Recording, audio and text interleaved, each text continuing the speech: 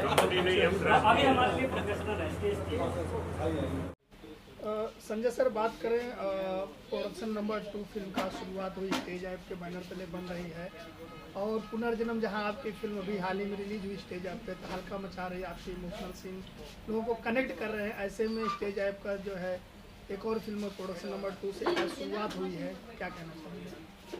बहुत अच्छी बात है, और मैं वही बार बार कहता हूँ कि मैं जैसी फिल्में मैं अब करना चाहता हूँ वैसी फिल्में स्टेज ऐप बना रहे हैं, वैसी फिल्में धीरू जी बना रहे हैं।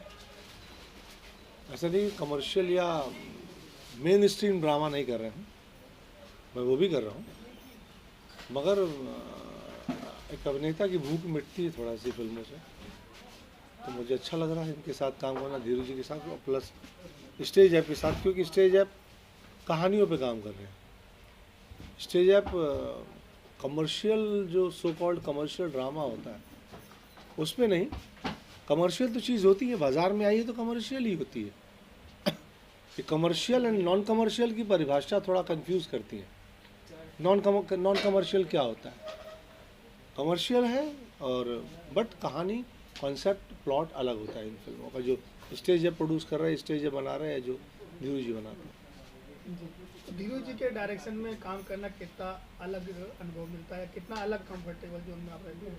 एक्चुअली उनकी कहानी ही आपको अलग कर देती है सारी फिल्मों से, बाकी फिल्मों से। उनके नाम आपको अलग कर देते हैं, उनके नाम ही बड़े रोचक होते हैं। आप पुरानी सारी फिल्मों के नाम उठा के देख लीजिए आप, MLA दर्जी, मुन्ना मिसिर बीमा एजेंट, दीपक किराना भंडार, हाँ, पेपर बॉय, लाला के लालटेन, हाँ मतलब 10वीं पास दूल्हा, कटान, अभी हमने की जो ट्रांसफार्मर उड़ गया, मतलब नाम में ही एक डिफरेंट साउंड है, अलग लोगों रहता को कनेक्ट करती है। है। हाँ।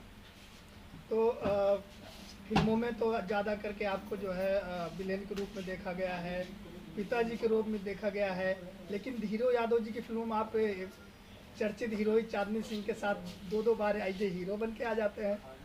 हीरो मतलब ऐसा गार्डन में नाचने वाला हीरो नहीं होता है वो हीरो एक्चुअली कहानी में जिस किरदार के ऊपर सबसे ज़्यादा तकलीफ़ हो रही होती है, जो किरदार हालात का मारा होता है और वो उसको बर्दाश्त कर रहा होता है, वैसा नायक होता है उनकी फिल्मों का। उनकी इन फिल्मों का नायक ठाकुर से बदला लेने नहीं निकलता है, और वो गुंडों को मारने के लिए या एक्शन से मार पीट कर हिंसा से समाज को सुधारने की कोशिश नहीं करता है।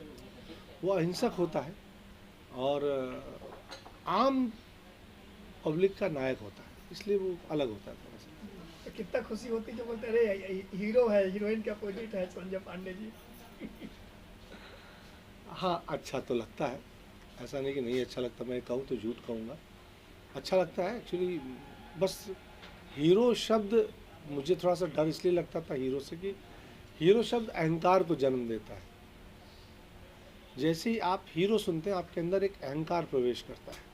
हीरो, आप हीरो कहानी के हैं, फिल्म के हैं, रियल में नहीं है। रियल के हीरो तो हमारे आर्मी वाले हैं जो देश के लिए लड़ते हैं। हम फिल्म की कहानी के नायक होते हैं, बट हीरो अच्छा तो लगता है सुनने में।